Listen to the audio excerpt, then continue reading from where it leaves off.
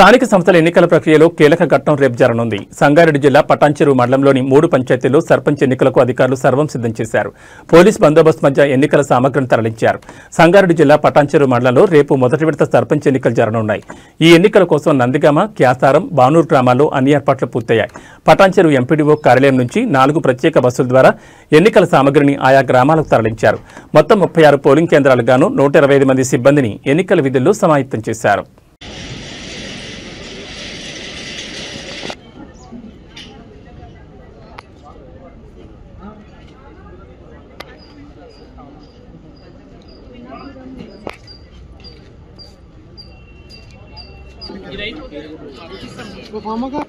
వాళ్ళు అటెండెన్స్ తీసుకోండి, రిపోర్ట్ పంపాలి. ఎందుకంటే పీఓస్ తప్పనిసరిగా ఫోన్ చేసి అటెండెన్స్ తీసుకోవాల్సిందిగా కూర్చున్నాం. 5 ఇక్కడ 6 PO 6 madam 6 7 8 9 10 okay all the best. Thank you okay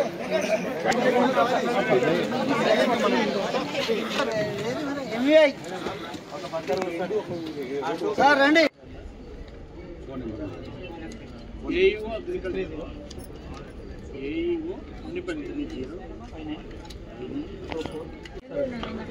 మీరు ఎగ్జామ్షన్ వాళ్ళు కూర్చోండి, మన గొంతు అయిన గురించి చెప్తారు సార్. ఇప్పుడు నేను కూర్చోండి అక్కడ. ఇవో సార్ మీరే మాట్లాడుకున్నారు కూర్చోండి. 100% అలా చేస్తారు.